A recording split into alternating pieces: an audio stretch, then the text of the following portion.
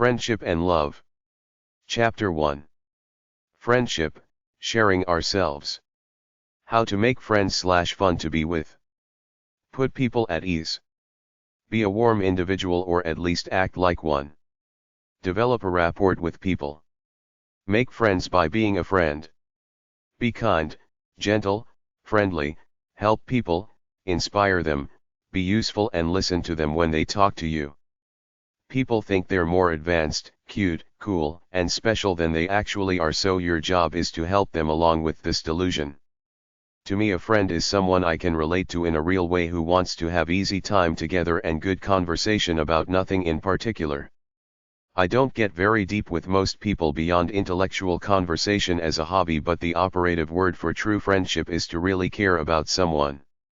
A friend is someone who doesn't care if you look like a nerd, they will be nice to you no matter what. If I meet someone somewhere, I will make a few innocuous, neutral, or pleasant comments, then say something from the latest headline, and if they want to talk, they will answer back, and in a few minutes, we will be exchanging good conversation.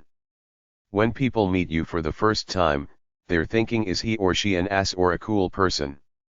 Don't be an ass. Try to come off as an easygoing, unassuming person. A lot of people think other people are spending their time thinking about them, but the truth is that we're all spending our time thinking about ourselves. So if you spend time with someone acting like you're thinking about how special they are, you will make a friend. Help people, talk nicely, listen, and they will befriend you. The secret to making friends and influencing people is to take the focus away from you and put it on whomever you're with. Don't go overboard with phony praise, just be a nice person, show interest in others, like them, and try to genuinely serve people. Be easygoing, occasionally funny, educated, informed, and people will be attracted to you. Don't get too deep, both philosophically or by asking people too many questions about their personal lives. They will tell you on their own if they want. When you do all this, most people will like you. It's the law of reciprocity, most people return the favors you do for them. If you're a nice person, people will be nice to you. Everybody feels special to themselves, so you have to make them feel special too. Friends can make the day go easier and help you out when you're down and out. Friends are people you can spend easy time with and not worry about anything. Friends are people who respect you and respect what you're doing with your life. A true friend is loyal. When everybody's backing off because you're going through hard times, a true friend will stay to give you support. Friends make you feel good about yourself and don't get jealous of your success. A friend will believe you when no one else will and keep his mouth shut rather than tell you that your feet smell. Friends are people you can share part of your life with, people who appreciate the simplicity of life, know what's real, and don't try to put on phony airs. The easiest and best rule of life is to live and let live, don't openly disrespect anyone. Be kind, because most people are probably living more turbulent melodramas than you that you don't know about. That's what Malcolm X told his followers. If somebody's minding their own business, even if they're white, let them be. If they get in your face, you're justified to do whatever it takes to remove the threat. In your search for friendship, seek out humble people who live simple lives. The more innocent a person is, the better friend he will be. The more advanced and sophisticated, the more self-centered and callous. My favorite people, regardless of how innocent or worldly they are simply straight shooters. It doesn't matter to them whether they have no status in the world or have all kinds of titles and money. It doesn't affect them either way. They talk to me as straight as I talk to my bosom buddies from childhood. No bull, because they know neither of us buy it. If you find a true friend, cherish the friendship. Talk about things that matter with your friends.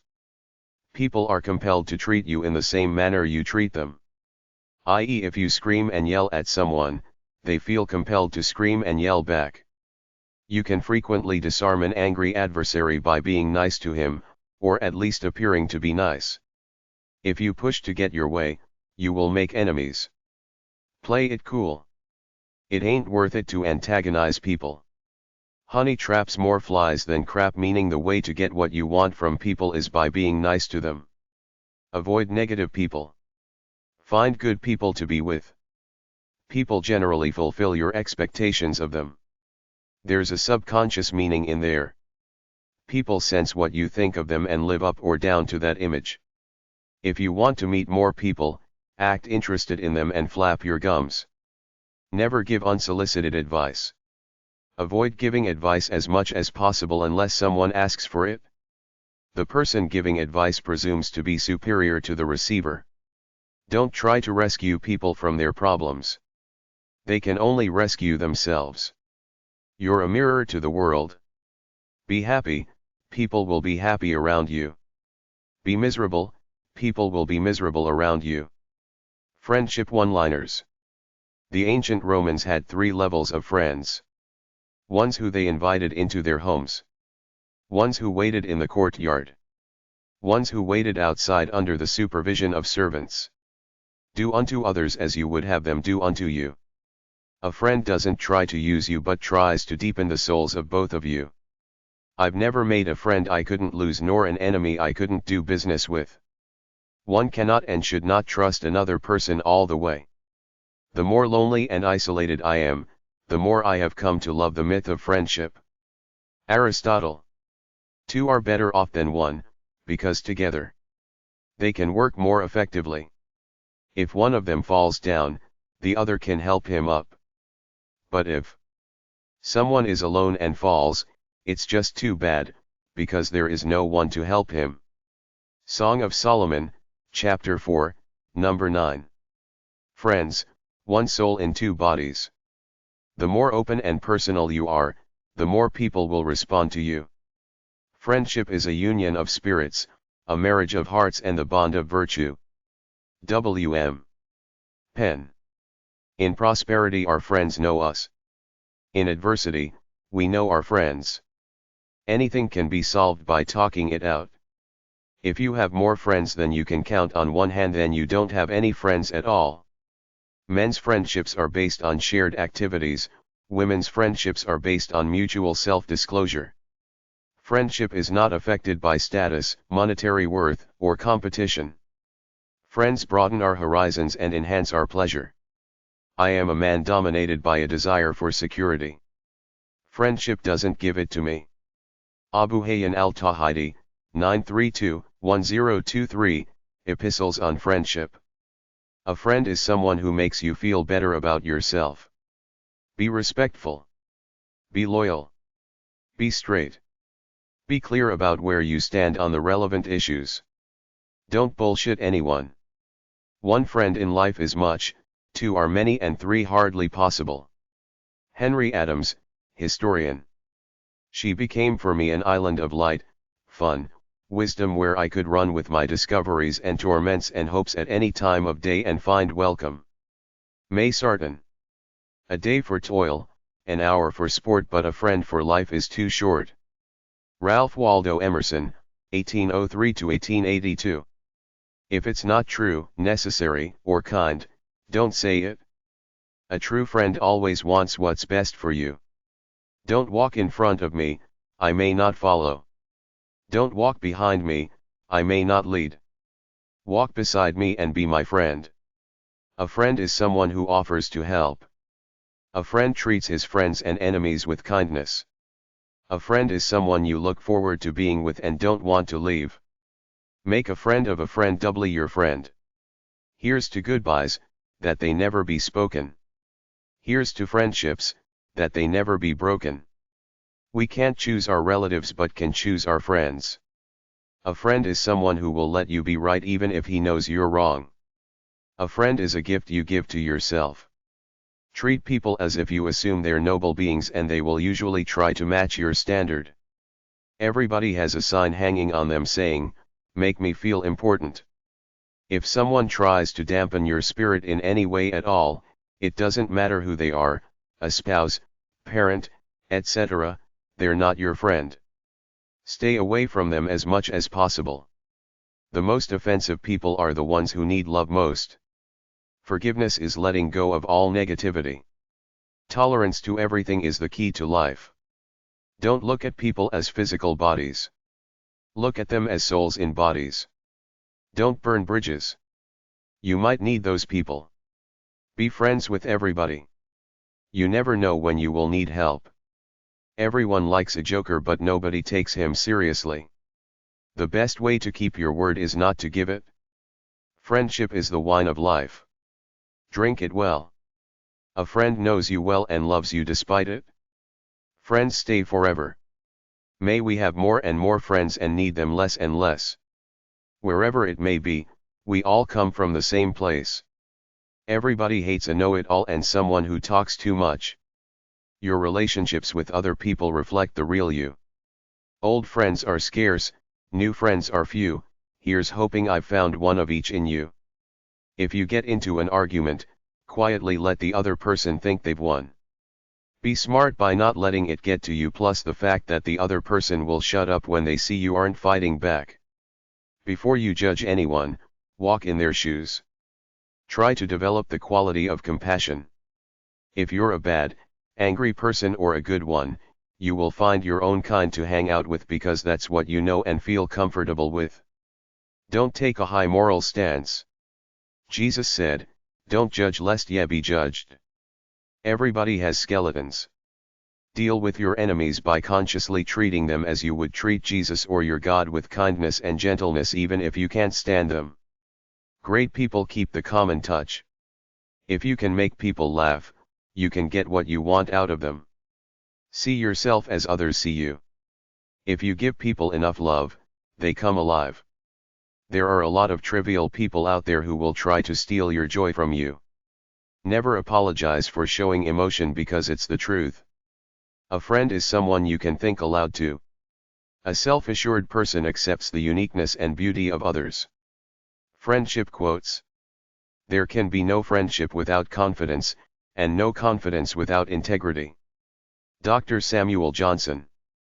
If a child is to keep alive his inborn sense of wonder, he needs the companionship of at least one adult who can share it, rediscovering with him the joy, excitement, and mystery of the world we live in. Rachel Carson, 1907–1964. A friend is someone who reached for your hand and touched your heart. Unknown. Greater love has no one than this, that he lay down his life for his friends. John 15:13. True friendship is like sound health, the value of it is seldom known until it be lost. Charles Caleb Colton. It's the most breathtakingly ironic things about living, the fact that we are all alone. Singular. And yet what we seek, what saves us, is our connection to others. Wally Lamb, born 1950. Have no friends not equal to yourself. Confucius, 551–479. Friendship with oneself is all important, because without it one cannot be friends with anyone else in the world. Eleanor Roosevelt, 1884–1962. Many people will walk in and out of your life, but only true friends will leave footprints in your heart. Eleanor Roosevelt, 1884–1962, U.S. First Lady, diplomat. A true friend freely, advises justly, assists readily, adventures boldly, takes all patiently, defends courageously, and continues a friend unchangeably. William Penn, 1644–1718. One forgives to the degree that one loves. François Duc de La Rochefoucauld, 1613–1680, writer, moralist. Good communication is just as stimulating as black coffee, and just as hard to sleep after. Anne Morrow Lindbergh. Listening to people keeps them entertained. Mason Cooley. Love is blind, friendship closes its eyes. Friedrich Nietzsche. Friendship is love with understanding. Proverb. The crest and crowning of all good, life's final star, is brotherhood. Edwin Markham. No soul is desolate as long as there is a human being for whom it can feel trust and reverence. George Eliot, 1819–1880. Friendship is the finest balm for the pangs of despised love. Jane Austen, 1775–1817. At times our own light goes out and is rekindled by a spark from another person. Each of us has cause to think with deep gratitude of those who have lighted the flame within us. Albert Schweitzer, 1875–1965. If a man does not make new acquaintance as he advances through life, he will soon find himself left alone. A man, sir, should keep his friendship in constant repair. Dr. Samuel Johnson. We only want that which is given naturally to all peoples of the world, to be masters of our own fate, not of others, and in cooperation and friendship with others. Golda Meir, 1898–1978. Friendship is the inexpressible comfort of feeling safe with a person, having neither to weigh thoughts nor measure words. George Eliot, Mary Ann Evans. When the character of a man is not clear to you, look at his friends. Japanese proverb. We all need friends with whom we can speak of our deepest concerns, and who do not fear to speak the truth in love to us. Margaret Gunder. Be slow in choosing a friend, slower in changing. Benjamin Franklin, 1706–1790. I always felt that the great high privilege, relief, and comfort of friendship was that one had to explain nothing. Catherine Mansfield. I do not wish to treat friendships daintily, but with the roughest courage. When they are real, they are not glass threads or frostwork, but the solidest thing we know. Ralph Waldo Emerson. When we honestly ask ourselves which person in our lives means the most us, we often find that it is those who, instead of giving much advice, solutions, or cures, have chosen rather to share our pain and touch our wounds with a gentle and tender hand. The friend who can be silent with us in a moment of despair or confusion, who can stay with us in an hour of grief and bereavement, who can tolerate not knowing, not curing, not healing, and face with us the reality of our powerlessness, that is a friend who cares. Henry Nguyen, 1932–1996. One of the most beautiful qualities of true friendship is to understand and to be understood. Lucius Annius Seneca, 4–65. It is a very delicate job to forgive a man, without lowering him in his own estimation, and yours too. Josh Billings Henry Wheeler Shaw, 1818–1885. Friendship is almost always the union of a part of one mind with a part of another. People are friends in spots. George Santayana, 1863–1952. Love is friendship that has caught fire. It is quiet understanding, mutual confidence, sharing, and forgiving. It is loyalty through good and bad times. It settles for less than perfection and makes allowances for human weaknesses. Ann Landers, 1918–2002. A good friend is a connection to life, a tie to the past, a road to the future, the key to sanity in a totally insane world. Lois Weiss, 1926–2007. A blessed thing it is for any man or woman to have a friend, one human soul whom we can trust utterly, who knows the best and worst of us, and who loves us in spite of all our faults. Charles Kingsley, 1819–1875. The language of friendship is not words but meanings. Henry David Thoreau. Forgiveness does not change the past, but it does enlarge the future. Paul Bousy. Perhaps the most delightful friendships are those in which there is much agreement, much disputation, and yet more personal liking. George Eliot Mary Ann Evans. Am I not destroying my enemies when I make friends of them? Abraham Lincoln, 1809–1865. Friendship is born at that moment when one person says to another, "What? You, too? I thought I was the only one." C.S. Lewis, 1898–1963. Friendship marks a life even more deeply than love. Love risks degenerating into obsession, friendship is never anything but sharing. Elie Wiesel, born 1928. Friendship in the Bible. Let us consider how to provoke one another to love and good works, not forsaking the assembling of ourselves together, as the habit of some is, but encouraging one another, and so much the more, as you see the day approaching. Hebrews 10:24-25. This is my commandment, that you love one another as I have loved you. Greater love has no man than this, that a man lay down his life for his friends. John 15:12-13. If a brother or sister be naked and lacking daily food, and one of you says to them, Depart in peace, be warmed and filled, and yet you give them not those things which are needful to the body, what is the good of that? James 2:15-17. Grumble not against one another, brethren, lest you be condemned. James 5:9. Be all of one mind, having compassion for one another, love as brethren, be tender-hearted, be courteous, not rendering evil for evil, or abuse for abuse, but, on the contrary, blessing, knowing that you are called so that you should inherit a blessing. 1 Peter 3:8-9. This is how we know the love of God. Because he laid down his life for us, and we ought to lay down our lives for the brethren. 1 John 3:16. I say to you, resist not evil, but whoever shall strike you on your right cheek, turn to him the other also. And if any man sue you at the law, and take away your coat, let him have your cloak also.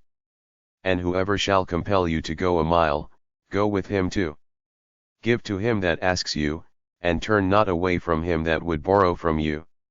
You have heard that it has been said, You shall love your neighbor, and hate your enemy. But I say to you, love your enemies, bless those who curse you, do good to those who hate you, and pray for those who spitefully use you and persecute you, that you may be the children of your Father who is in heaven. For he makes his sun to rise on the evil and on the good, and sends rain on the just and on the unjust. For if you love those who love you, what have you? Matthew 5:39-46. The soul of Jonathan was united with the soul of David, and Jonathan loved him as his own soul. Then Jonathan and David made a covenant, because he loved him as his own soul. And Jonathan took off his own robe and gave it to David, along with his garments, even his sword and his bow. I Samuel 18:1-4. Two are better than one, because they have a good reward for their labor. For if they fall, the one will lift up his fellow, but woe to him that is alone when he falls, for he has not another to help him up. Again, if two lie together, then they have heat, but how can one be warm alone? And though one may overpower another, yet two shall withstand him, and a threefold cord is not easily broken. Ecclesiastes 4:9-12. This is my commandment, that you love one another, as I have loved you. Greater love has no man than this, that a man lay down his life for his friends. You are my friends if you do whatever I command you. Henceforth I call you not servants, for the servant knows not what his Lord does. But I have called you friends, for all things that I have heard from my Father I have made known to you. John 15:12-15. Regarding brotherly love, you need not that I write to you, for you yourselves are taught by God to love one another.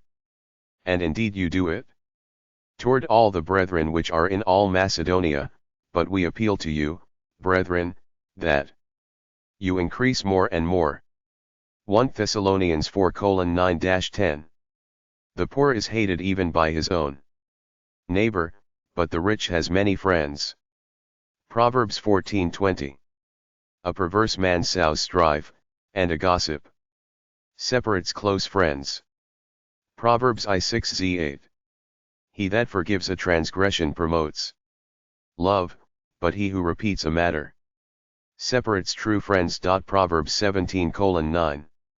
A friend loves at all times, and a brother is born for adversity. Proverbs 17:17. A man that has friends must show himself friendly, and there is a friend that sticks closer than a brother. Proverbs 8:24. Make no friendship with an angry man, and with a furious man you shall not go, lest you learn his ways, and set a snare for your soul. Proverbs 22:24-25. Withdraw your foot from your neighbor's house, lest he grow weary of you and so hate you. Proverbs 25:17. As a madman who shoots firebrands, arrows, and death, so is the man who deceives his neighbor and says, I am only joking. Proverbs 26:18-19. Faithful are the wounds of a friend, but the kisses of an enemy are deceitful. Proverbs 27:6. Friendship cards/e-cards. Some ecards.com. funny-ecards.com/cards/friends/fun-to-be.html, you are fun to be with. myfuncards.com. etse.com. friendshipday-cards.com. sure-card.co.uk/category/18/p/friendship-greeting-cards.htm. 123greetings.com/friendship. allfreegreetingcards.com/bestfriend.shtml. bluemountain.com, friendship cards. dgreetings.com/gift-ideas/friendship-gifts. Friendship websites. friendship.com.au. inemtheRDKNOWITAL.wordpress.com/2007/12/my-definition-of-true-friends, my definition of true friends. angelfire.com/pa3/sis/meaning-of-friends.html, meaning of friends. answers.yahoo.com, what is your definition of a true friend? brainyquote.com/quote/keyword/true_friend.html, true friend quotes. searchquotes.com/quote/about/true_friend, true friend quotes. inspirationalspark.com/true-friend-quotes.html, true friend quotes. poetrybygloria.com/the definition of.htm, the definition of a true friend. ask.com/wiki/friendship, what is true friendship according to the Bible? care2.com, friendship around the world. celebratefriendship.org. charmacy.userworld.com/friends.html, poetry and aphorisms about friendship. cyberparent.com/friendship. dailycelebrations.com/friends.htm, daily quotes. en.wikipedia.org/wiki/friend. en.wikipedia.org/wiki/friendship. enotealone.com, friendship and friends. friendfinder.com. friendpick.com. friendship.com.au. friendshipandlovepoetry.net. friendshipdayonline.com. en.wikipedia.org/wiki/comrade. friendster.com. funmunch.com/funpages/friendship_story/index.shtml. healthyholysteakliving.net/friendship.html. heartquotes.net/friendship.html. howtomakefriendsmovie.com. janeajar.com/friendship. letsbefriends.net, women only. linkyourfriends.com, British. keyzilla.com/users/midnightzeraph/quizzes/could we be friends ? makefriendsevent.com. mate1.com, Asian. members.lycos.co.uk/friend test. myfriendsconnection.com. myhappylove.com/lyrics/friend-poems. netmums.com/coffeehouse/forum display.php. netpoets.com/poems/friends. nowonwards.com/poem/a_friend.htm, friendship quotes. wikihow.com/make-friends. woodrecords.com/push/on_friendship. worldfriendship.com. blog1.de/friendship. zorpia.com/group/friendship_friend. Chapter 2. Love probings. Relationships are easy. Relationships are easy. Try to love the one you're with. If you can't, at least try to tolerate them. If you can't do this, try to ignore them. If that doesn't work, separate yourself from them. Get out of there. Accept people for who they are. Nobody's perfect. Everybody you're close to will disappoint you at some point in time. It's just the way people operate. Nobody fits like a second skin to your needs and desires. If you love them, you have no choice but to accept their indiscretions within reason, not breathe a word of them or bring it up in their face and move on. I know all too well how self-centered and territorial we all are despite our upfront pretenses. Forgive and forget. Show love. There are very few soulmates and kindred spirits out there for any of us. It doesn't really matter because all you can do is show love. You can't make other people love you. Some people aren't capable of love. If you feel love, that's enough. Be loving about your life. You can't control what others think or do. Live with that sense of divine love inside of you. Try to imitate a cat. He's always following his true nature. My cat is always purring. It doesn't matter what's going on out there, the biggest storms, all that crap on the news, the local gossip. He's always got the happy purr going on inside, unfazed by the world out there. If you want true love, follow your free spirit. The big problem that a lot of people never figure out is that being loved will not solve your problem of individual identity. You have to develop a strong identity on your own through what you do. If you don't have a strong identity, you can't really be a great lover because you're always feeling out of harmony with your true nature.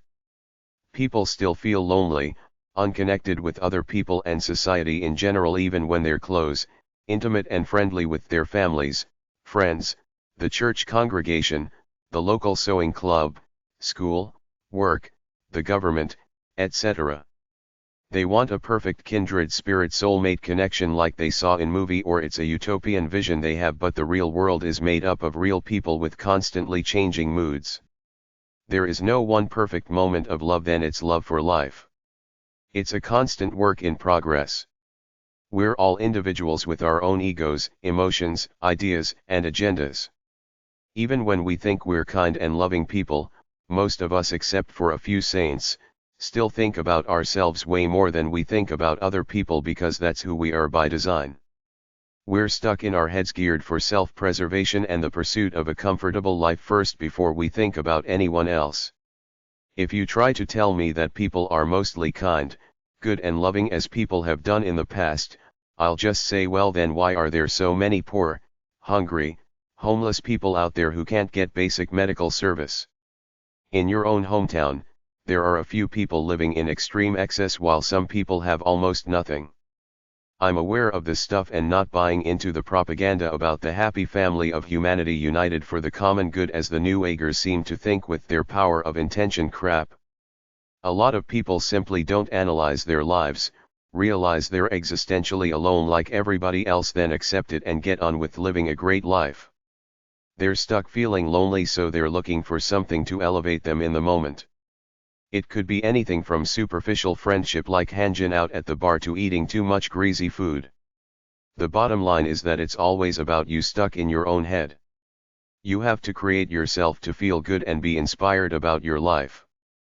Society tries to exploit people's existential loneliness by offering to sell them frivolous things to fill up their feelings of emptiness, but it never works because the true challenge of life is to fill up your sense of existential loneliness by becoming the person your God created you to be.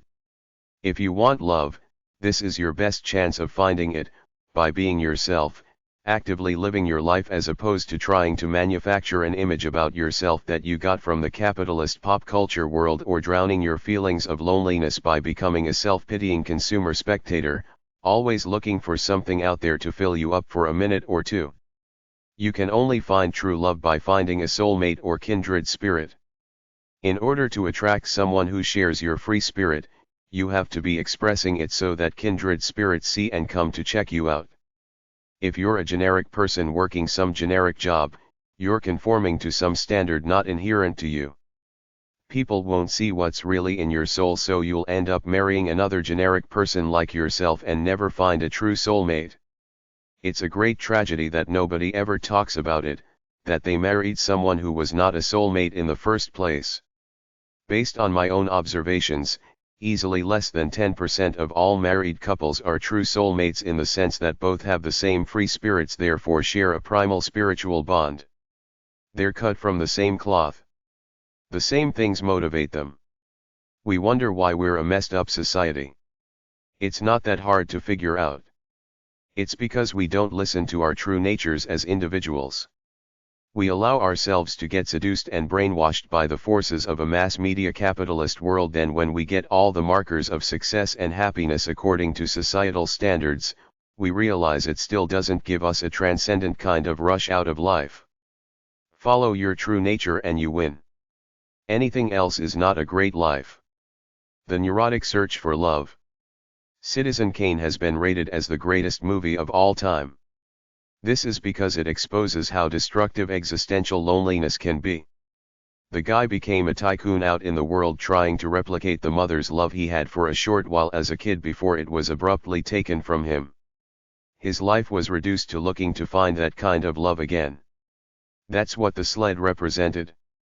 Everything he did was a desire to find that mother's love again. He mistakenly thought success and power out in the world would give him love, fame and a good, fulfilled feeling, but it didn't. His life was a tragedy because everything he did was a subconscious attempt to go back to that warm, safe feeling he had briefly in childhood, which, of course, he never could because life doesn't work that way. It keeps moving. As much as people try, you can't freeze a perfect moment and relieve it. People make extensive wedding albums and wedding videos trying to preserve a moment in time. Half of them will be rendered void by divorce. According to free spiritism, Citizen Kane should have gotten over his craving for perfect motherly love and focused on living a great life day by day through what he did in releasing his natural energy instead of spending his life seeking the comfort of the womb, so to speak, by trying to be a popular, famous man getting admiration from the masses. You can choose to live right now in the moment and keep running with your life no matter what, or you can feel deficient and alone because you don't have the love you crave in life, then spend your life neurotically looking for love and approval from others. We create gods to try to fill our loneliness. We drink alcohol and do drugs, sometimes alone, sometimes with others, because we want to ease our feelings of not having anyone who will ever know us or fully understand us, even if they love us or say they do. Some people eat a lot of food to try to fill the void they feel inside. Some people buy a lot of useless stuff they don't need. Some people talk endlessly on internet chat rooms with strangers, read romance novels or watch TV, achieving a kind of pseudo-intimacy with the celebrities and fictional characters out there. If you seek fulfillment through looking for love the way you dream about it, people will often disappoint you because they have their own agendas and you will still spend most of your time alone in your own head. Relationships can only fill you up so far, then you're alone to find fulfillment within yourself. A lot of people don't know this, partially because almost everything, all the way from fairy tales to love movies, tell us that love and marriage will solve our problems and make us happy, but they don't, simply because you still spend most of your time alone. Granted, a certain percentage of happiness and fulfillment is made up of love and intimacy, but a much bigger percentage depends on who you are and what you do. There's no in crowd anywhere, despite the airs people put on and the desperation some of them have to fit in with the alleged cool people.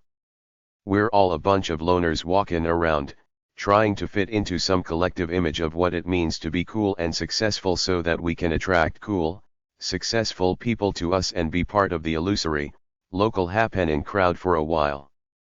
You have to be polite, or at least don't interfere with other people by law, but the rest of your life is just you with your solitary thoughts, seeing it and analyzing from it your own point of view that no one else will never know, and most people don't particularly care to know because they're too busy with living life from their own point of view. I can't get neurotic like all the lonely hearts around me, worried that they'll never get the perfect feeling of love they desperately crave, then get depressed and live miserable lives, which makes them even more unattractive to possibly meeting potential new friends and lovers. The pursuit of love and affection are inherent to us, but many people take it too far. They think that if they find a decent mate, they'll be happy forever, but the truth is that your relationships are only as good as you are today.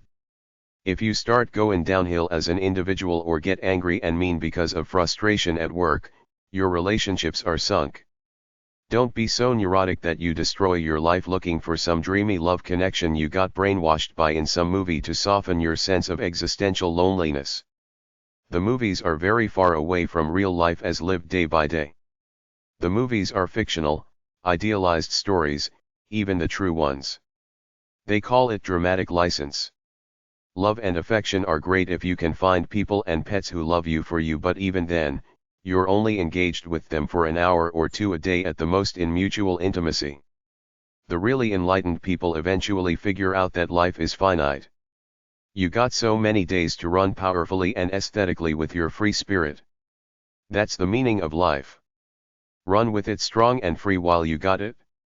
Live it with all your beauty, guts, inspiration, fun, and transcendence. If you don't, you're a sucker one way or another. You're either too weak, lazy, and scared to honor your free spirit, or you're buying into an artificial agenda that's not who you are in your true nature.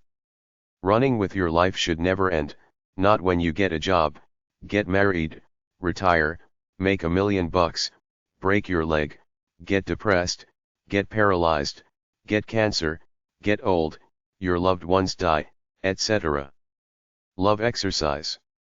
It might appear silly, but a good way for a couple to open up to each other is to follow this script.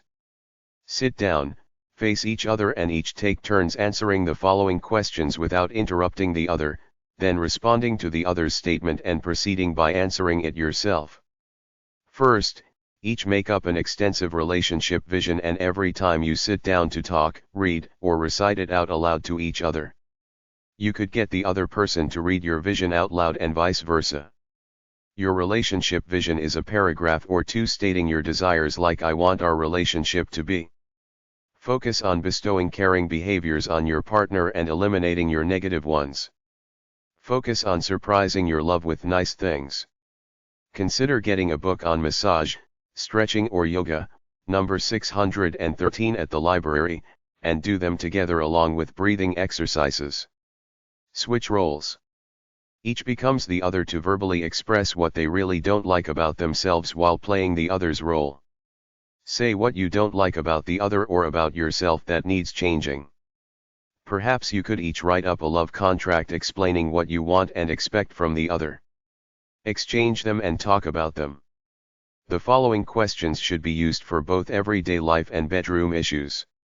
Love is. I want you to me. People like/don't like me because I like/don't like my body. How many children do you want? Marriage to me means my ideal partner is. The best things about our marriage is our marriage a mistake? How should we conduct our arguments? I feel we could improve by my share of the housework, and the kids should be brought up. The ideal child is. The things I don't like about the kids is I really think my in-laws are we really sexually compatible? The best thing about our sex life is. The worst thing about our sex life is. I feel that adultery is. My sexual horniness is. Some of my sexual fantasies are. I daydream about. Some of my past loves are. I'd like to have sex with. Am I sexy enough for you? I like or hate my work because I'd rather be. If I could own a business, it would be. Do you really like being a housewife? Personalities. What are your potential conflicts? How will you deal with arguments and fights? What are your likes and dislikes? What are your hobbies and recreations? Are you ready to deal with reality when the illusions wear off after a year or so? What are your expectations for the relationship? How committed would you be if your spouse cheats, you have money problems, illness? Life goals. Where do you expect to be in 10, 20, 30 years? How do you feel about babies? Children. How many would you like? Boys or girls? Are you willing to work hard to provide for your family? Are you willing to balance to work with marital responsibilities? Are you willing to let your wife work? Are you both willing to share household duties equitably? What about sex? Do you agree to be equal partners? How often will be enough? Would you be willing to experiment? Do you have sex? Is there any spark in your sex life? Do you fantasize about other sexual partners? What are your feelings about money? Do you both share spending and saving habits? Do you put your partner down in your own mind or out loud with trivial sarcasm? Do you feel something seething within yourself, like some inner problem unrelated to the relationship? Do you spend a lot of time away from your partner either on purpose or due to work? Do you talk about things that matter regularly, like life and how the relationship's going? Do you agree on where to live? Do you have problems with relatives, in-laws, friends, etc.? Have you pretty well given up trying? Do you wear a phony mask when with your spouse? Do you tune her out? Do you deny problems and push them away? Do you stop your spouse from loving you? I like you best when you. I married you because. I appreciate you because. I don't like it when you.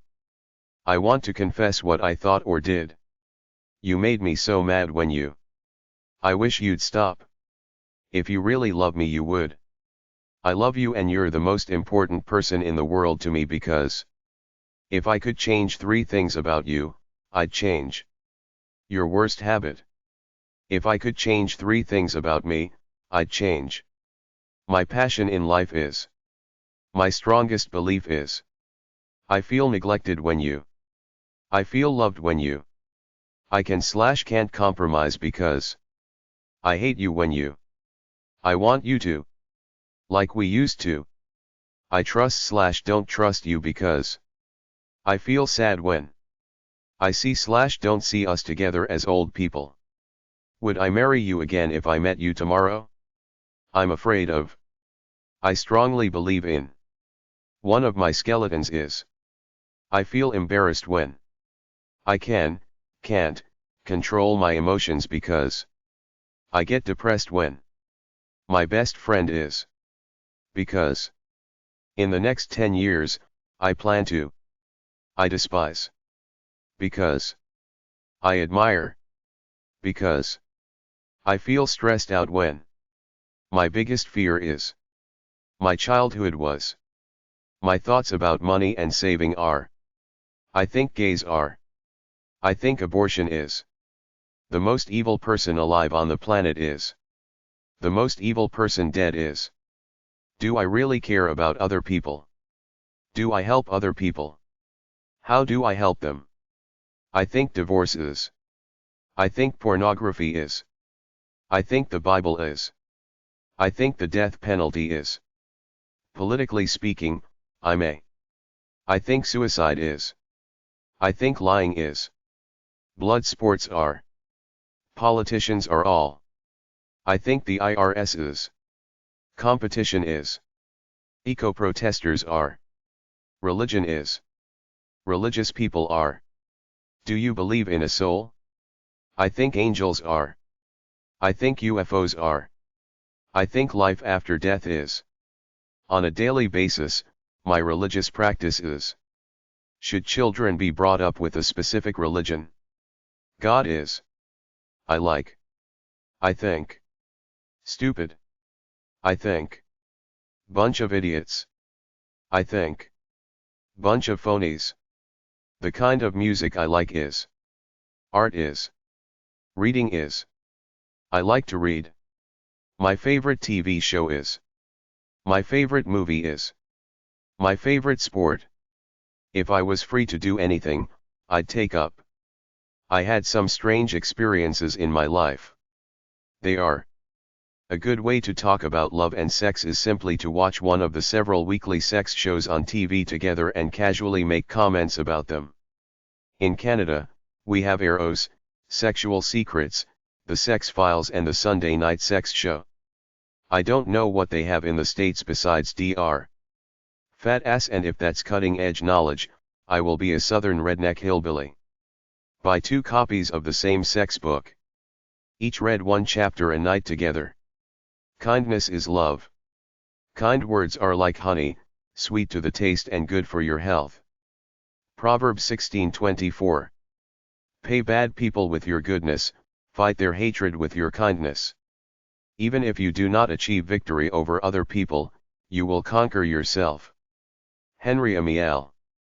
Kind people are never involved in arguments, and those who like to argue are never kind. Truthful words are not always pleasant, and pleasant words are not necessarily truthful. Lao Tzu. The kinder you are, the more kindness you will find in other people. Practice being kind instead of being right. My religion is very simple. My religion is kindness. Buddhist monk. Kindness is more important than wisdom. And the recognition of this is the beginning of wisdom. Theodore Isaac Rubin. Blessed is he who is kind to the needy. Proverbs 14:21. It is the kindness in a person, not beauty, which wins over our love. Those who bring sunshine into the lives of others cannot keep it from themselves. Kindness is the flow of your spirit into someone else. Kind words make light hearts. Psalms 3:3. An anxious heart weighs a man down, but a kind word cheers him up. Proverbs 12:25. Kindness is helping someone who will never be able to repay you. Good deeds are your soul in action. Everybody has a heart. You just have to reach it. In a word, love is caring for someone. You want to give of yourselves to each other completely, and should something happen to the one, the other would do all in his power to help her in any way he can until she's happy again. Being in love is relaxing and secure because you know it's real. Making your lover happy should make you happy. Quite simply, love in its purest form is someone without ego who is totally selfless in his devotion to serve his lover. Simply do your best to serve your love. A lover seeks only to help people better themselves. He is not jealous, doesn't criticize, it's just a smooth flow of love into his partner. He is sensitive to her moods and the moods of the relationship. He doesn't lust for anything outside the relationship and romantically loves only his wife. He's not hurried. He knows how to live and enjoy life with his lover. He's always available to her no matter what. He's chivalrous and helpful. He speaks only the truth gently with love in his voice. He has no false illusions about what love is. He knows that regardless of what happens in life, the relationship will survive and they will land on their feet with their souls intact. Whether we evolved from animals or not, every one of us can sense the level of goodness or badness in other people. Sure, there are cons out there, but they can't keep it up for very long. They invariably give themselves away. My point here is that whether you want a greater love affair with your partner or whether you're looking to fall in love, nothing can expose you more than being yourself when you think you're alone and someone is watching in those unguarded moments. That's why it's a good policy to try to develop your character to be a good person from the heart. I can read someone instantly by the tone of their voice. When you come across a soft, gentle voice, it makes you like that person right away.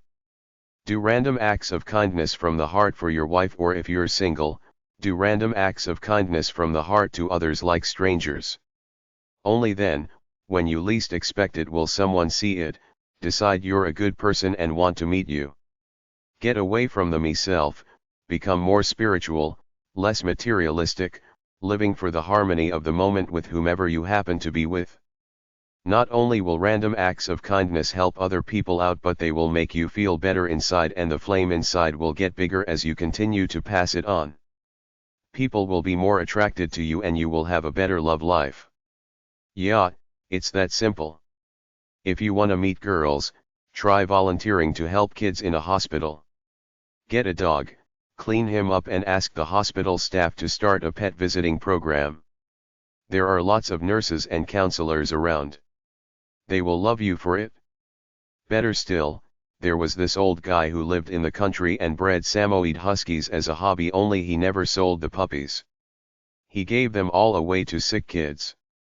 When someone does something rude like cut you off in traffic and then they look at you feeling cocky, like they got one over you, disarm them by smiling and waving. When people act like jerks, they know it. This way you make them feel guilty and think about it rather than being antagonistic. Inevitably, if you have any conscience, what you do when you've got a lot of free time is reminisce about your life. You remember the good times and the shameful times, times when you did things that you wish you never had. You regret them and think to yourself, if you ever had a chance to do it over again, you'd do anything to erase the past. My point is to ask you to take a lesson from this. Think like that now before you have time for regrets. actsofkindness.org. have-heart.com/help-a-friend.html. humankindness.org. kindacts.net. Love mantra, focus on your love. Time is all we really own, yet we choose to fill it up with TV, the stock market and golf instead of loving the most important person in our lives, then complain that we don't have time. Get a clue. The secret to a great love is to put your lover as the number one priority of your life. It's just like focusing on any goal, dream, or vision, except you focus on your love life as the goal. The problem is when people take their lover for granted and pursue other things like booze, drugs, shopping, junk food, sports on TV, church choir, affair, TV in general, hanging out with the boys, airplane model club, etc. All these things should pale next to putting your lover first and spending time with them. Some Buddhist once said that if the people on the planet all meditated for 15 minutes a day, all the world's problems would be solved. Meditation is just another word for thinking about your life. You simply analyze your life every day, thank your lucky stars, and focus your thoughts on the love of your life.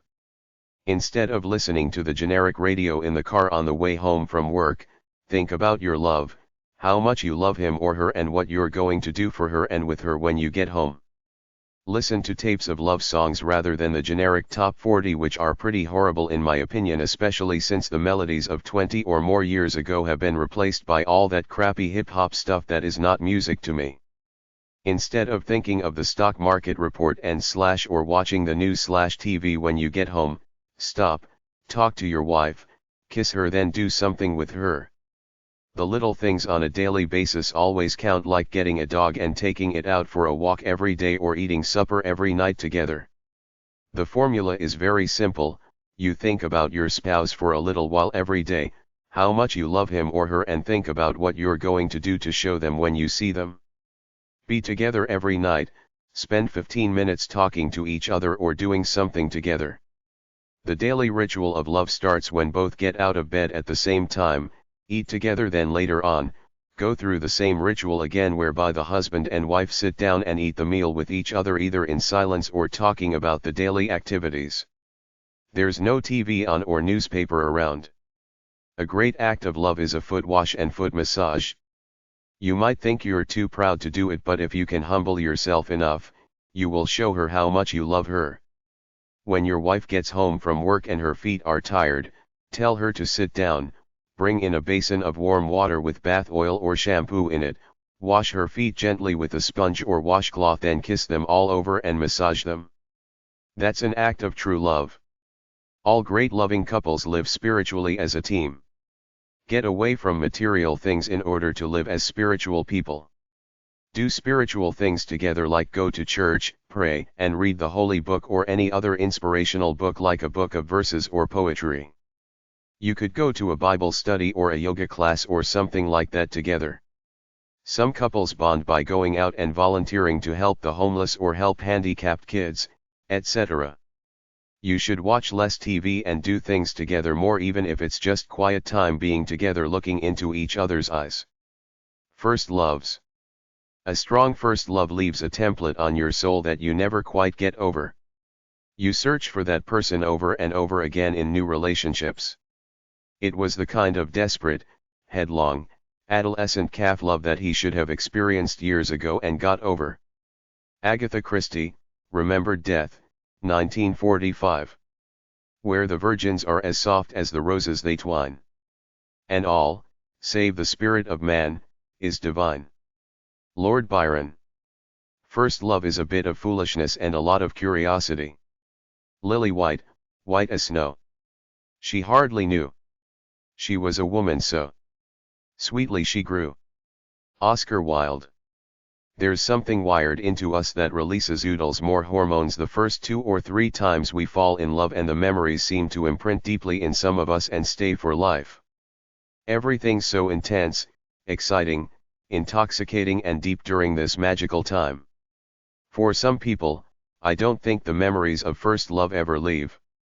I'm writing this short piece because I saw a woman on a talk show who said she never stopped thinking about her first love for 30 years while she was married to someone else.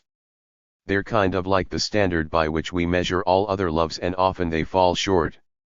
One guy said he felt a certain way with his first love, and as time passed, he never felt that way with anyone else ever again, so he went back looking for her.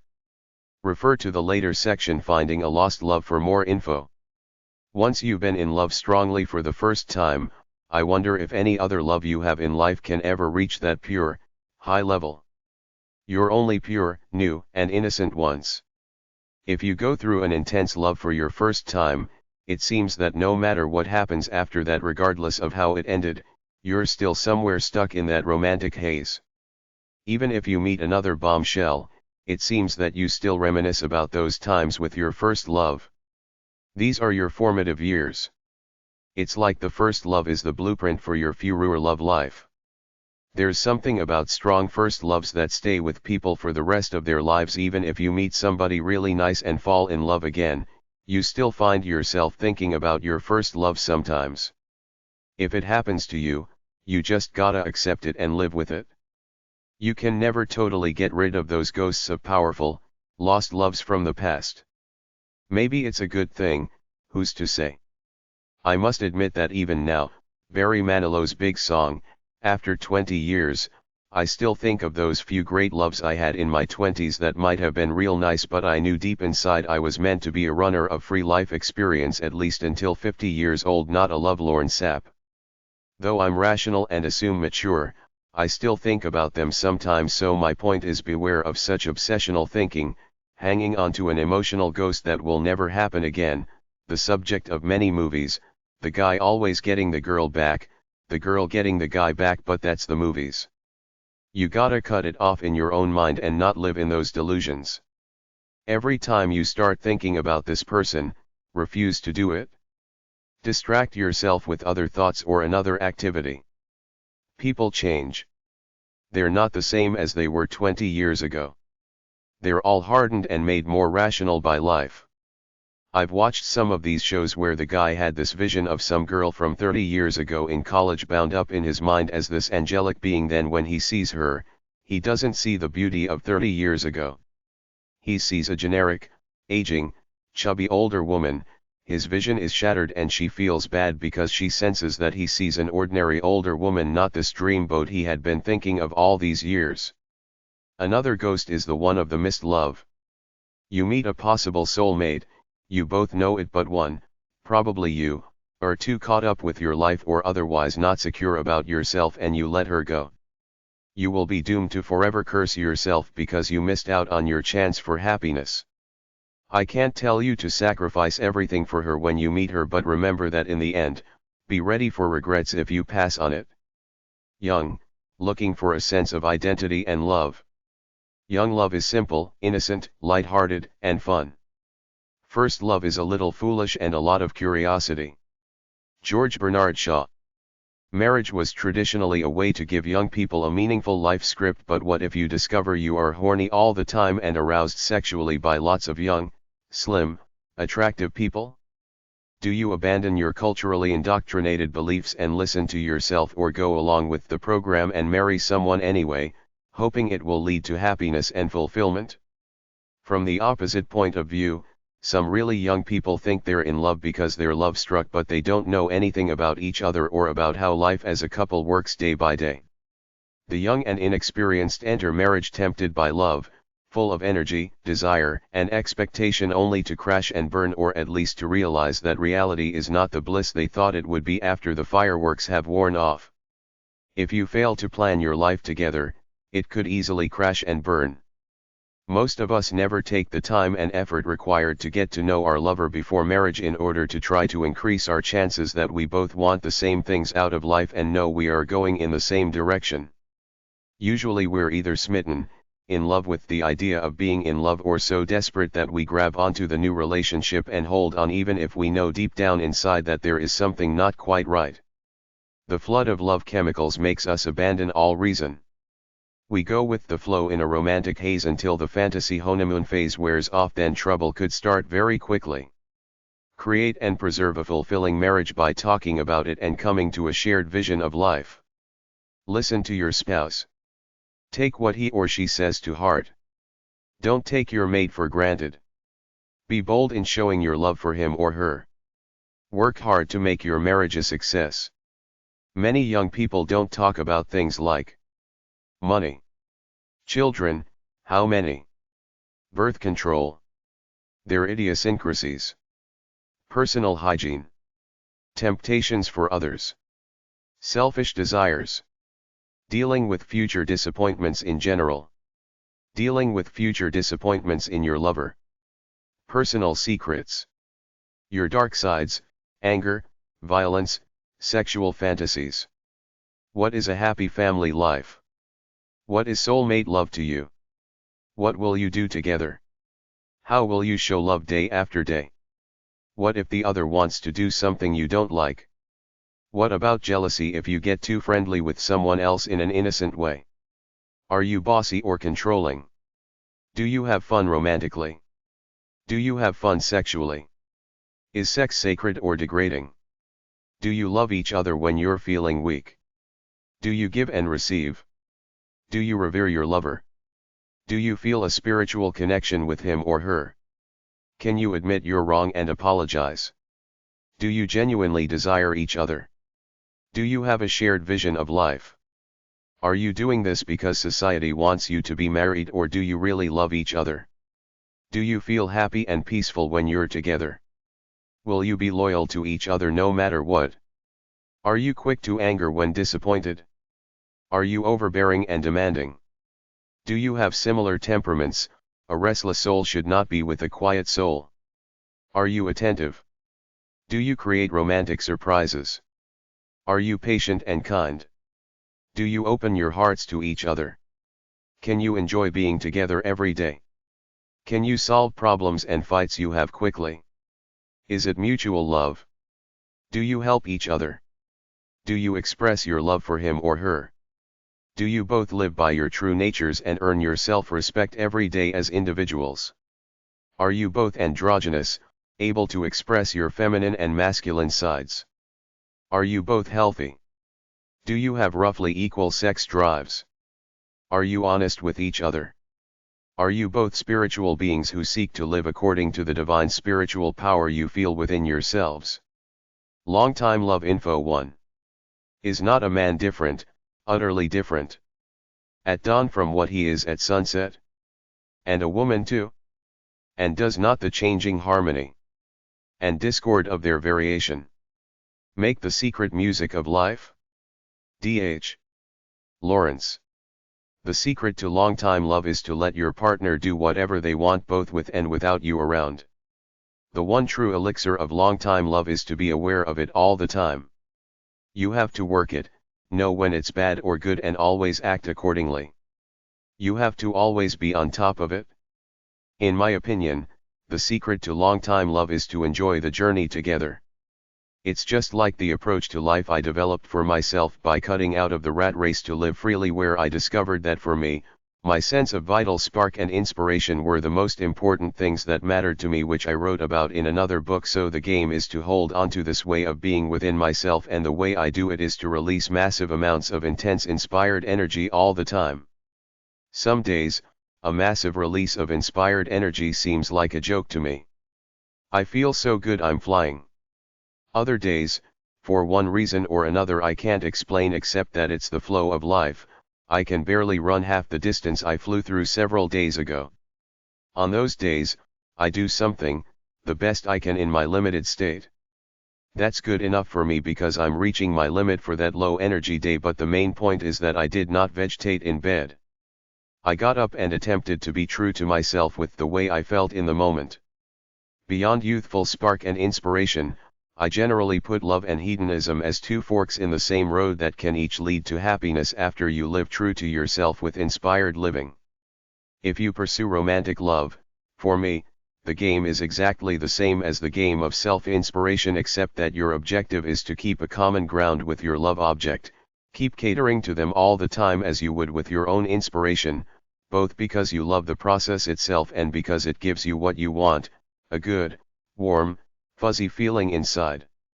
This is why I believe the pursuit of love is exactly the same as the pursuit of my inspired sense of life. I have to keep fighting for it all the time, and even on days when it wears thin, I still hold on trying for it and set out to rediscover my inspired self/great love affair all over again. This is it, this cyclical rediscovery of your love over and over again throughout the life cycle. The long-time love comes from the journey of trying to be loving all the time. Lifetime is a long time. You will both move through many individual situations as a couple that will test your spirit and fortitude and possibly change it. In the midst of all this, the key is to keep making your marriage new, fresh, fun, kind and friendly. It doesn't matter what you did today or yesterday, every day is a clean slate for the marriage. You either fill it up with love, indifference, or hate, and this sets the tones for the future succeeding days after that.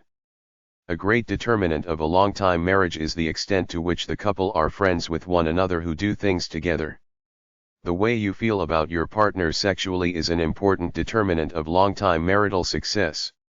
Even though anybody can be friends over a lifetime, the extent of passion is easily determined by how sexually attracted you are to one another as you get older.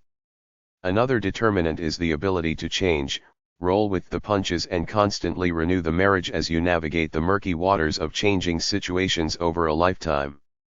Do not seek control and power over one another. Good couples don't try to change their partners to be like them. They accept them as is and give them space to culture their differences and feel free with one another. Know that each of you have differences, but when all is said and done, that's still the girl you wanna be with in your bed tonight. That's really about it. Everybody fights and has differences. The key to the people who stay together successfully and those who don't is exactly this, the way they fight and resolve differences.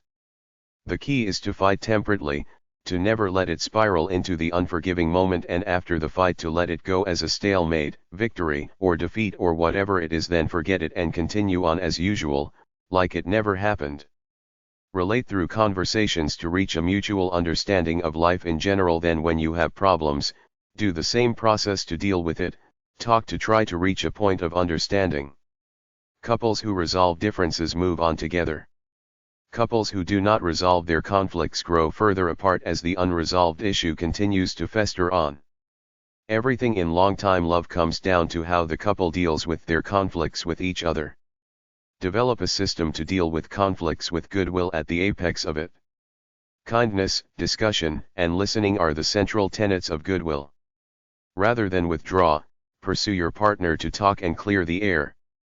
Don't blame or deny. Use restraint if the emotions are very hot. Remember, you signed up to be a team. Try to stay calm through disagreements and fights. Reach a common ground through dialogue first, then work on solving the problem. Keep a level head. Use common sense. Long-time love info 2. Here's what one guy said about his 55-year marriage. We appreciate each other. We do kind things for each other. We enjoy life together. Live as a team. Put the marriage as the top priority. Mutual respect. Clear communication. Commitment. Generosity of spirit. Mutual support and help. Cherish life. Talk, talk, talk. Do anything to put your problems behind you. Don't try to win even if you're right. Compromise and forgetting are perfectly acceptable if they lead to the desired result, getting on with the relationship. Problems can be good because they force you to interact and could get you closer to one another. Enjoy being together. Have fun with each other. Feel at ease with each other. Be in love with each other. Bring loving intentions out in actions. Try to mutually understand each other. Become better friends by doing things with each other. Go out on dates together. Make love. Believe in the love between the two of you. Everybody's looking for a complicated secret of long-time love, but it's really very simple: love and respect over a lifetime. Because feelings of love cannot last smoothly over a lifetime, the only true elixir of long-time love is that we must divorce love from romantic feelings and sentimentality and replace it by duty and action, such that whenever you lose that loving feeling, keep your mouth shut, serve your partner, and the love should be rekindled over time. The elixir is to become fused such that two become one, of the same flesh, two hearts in one. Most relationships peak during the honeymoon and slowly descend into mundanity after that, but the only true successful marriages I've ever seen had two elusive qualities. The people really loved each other. The marriage grew over time. Help your partner do the things necessary to please each other by fulfilling the needs you have. Be creative to help figure your life and your relationship out. Go where the changing roles of the relationship take you. Show you love each other several times every day. Be romantic. Help each other. Don't try to control your partner. Leave them free to live their lives. Have fun, be best friends.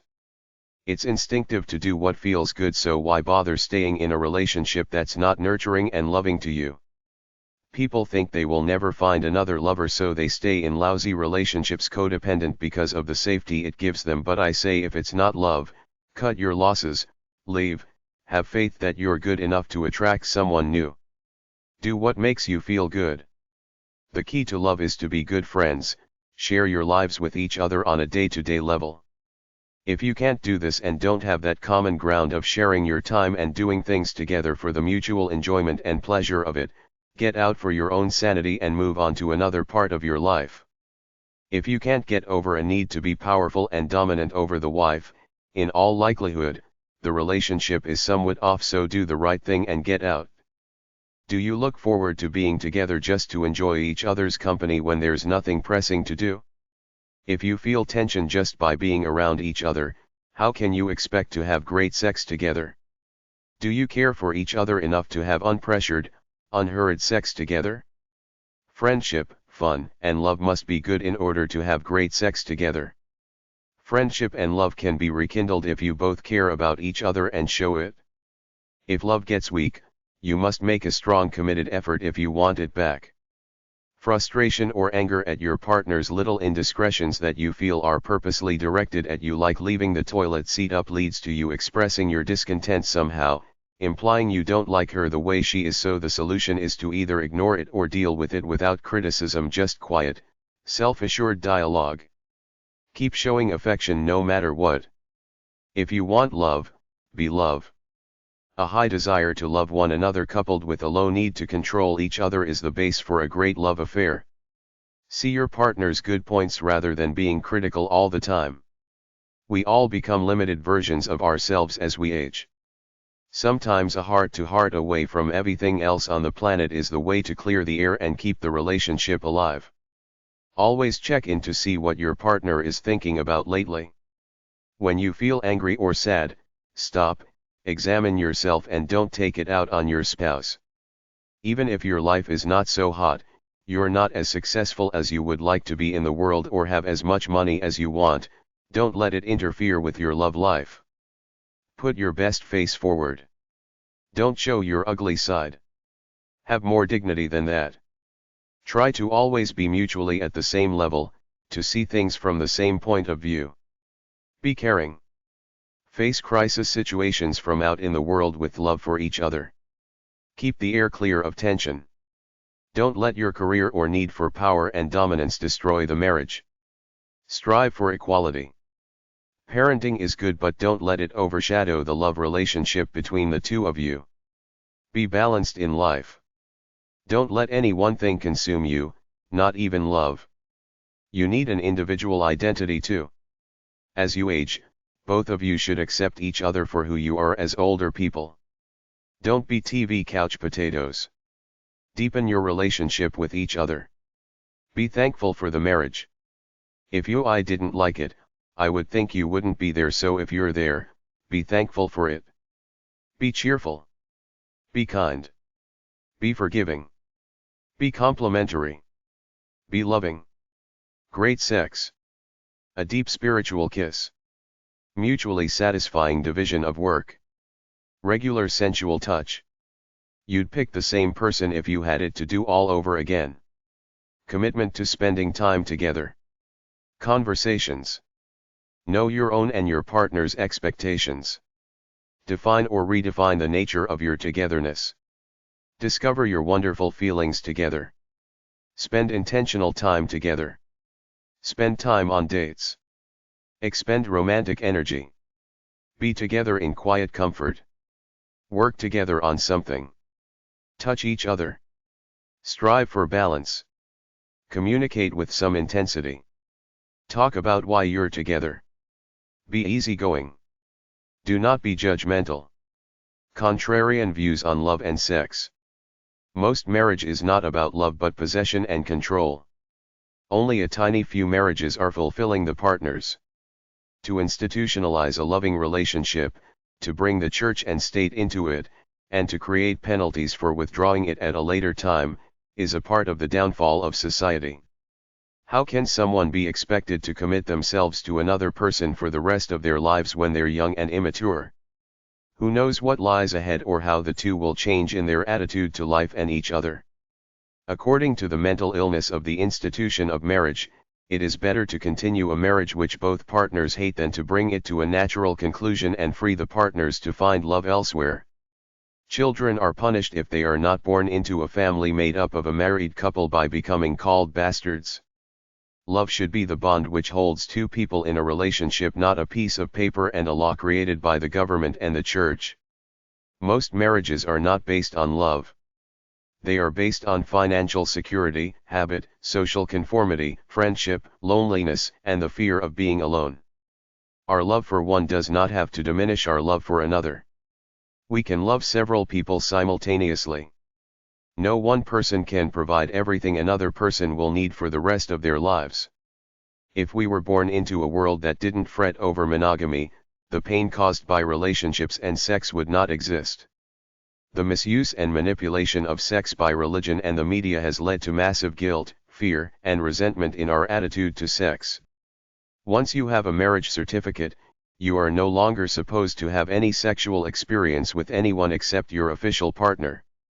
This denies you from experiencing who you are in your full, true nature. We want to impose our blueprint on others, and only if people conform to that do we love them, or rather think we love them. Denial always stimulates an obsession with whatever you are denying. Sexual denial is huge. You try to suppress your sexual feelings because of fear and guilt, but you can't. Sex comes out one way or another. Sexually frustrated people often become hateful, angry people as a compensation for their unexpressed sexuality. Never be afraid to experience who you really are away from brainwash. Marriages in general have become a prison of denial based on conditional love. Love is about loving without conditions of any kind. Why do we have legal contracts for it called marriage licenses? Love is never about the possession and ownership of another person. Love is not about emotional control or dependence on how you're feeling or how your love object is treating you. It's always there regardless of the emotions of the moment. True love is doing what's best for your love object even if it's tough love that seems to hurt them at the time. People can love more than one person at the same time. Love in its purest, most magical form, has no ifs or buts or maybes. Love is to desire what is best for another, even if it is not what we wish to happen. The greatest love anyone can have for another is to let them go if that is what is best for them. Love is to love someone so completely that nothing they can ever do could destroy the way you feel about them. Two whole people respect and encourage the other's right to express their uniqueness. If you have expectations of someone, you will probably be disappointed. Once we let go of expectations, we are free for anything to happen. Relationships founded on unconditional love with no expectations of each other are the only great ones. Create a love contract info. Trust helps us feel emotionally safe about our relationship with a partner. Trust grows when both people commit to be together no matter what. There is no guarantee in love. You have now. That's it. Just because it's great today does not mean that your husband is smitten by someone new tomorrow. It's the old Coolidge effect. A guy will be re-energized by a new female giving him the look. You can strengthen a relationship by having a clear understanding about what you expect from each other in the relationship. The most important thing is to discuss what each of you wants and needs in the relationship. You can greatly increase feelings of love and respect when you talk together. Be patient.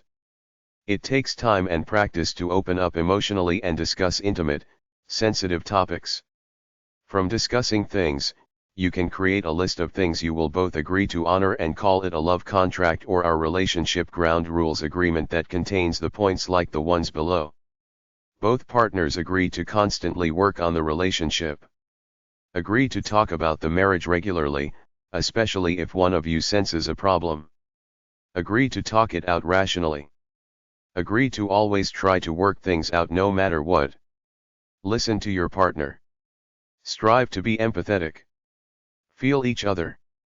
Talk about what you like and don't like sexually. Work together to come to new solutions. See intimate problems as opportunities to learn and grow as a couple. If you both agree to a solution, try it out, then discuss it again at a later time. Don't allow unresolved issues to fester and destroy the marriage. Agree to ask for what you want sexually without being judged for it. Agree that one doesn't have to have sex if they're not up to it. Agree that you don't have to do anything you don't want to do sexually. Agree to take a break or stop sex whenever one of you wants to. Agree to not try to pressure or push the other into doing certain things. Agree to not be nosy about the past or current sexual fantasies. Agree on boundaries like, is watching porn okay, is going to an escort okay? Should you tell if you do?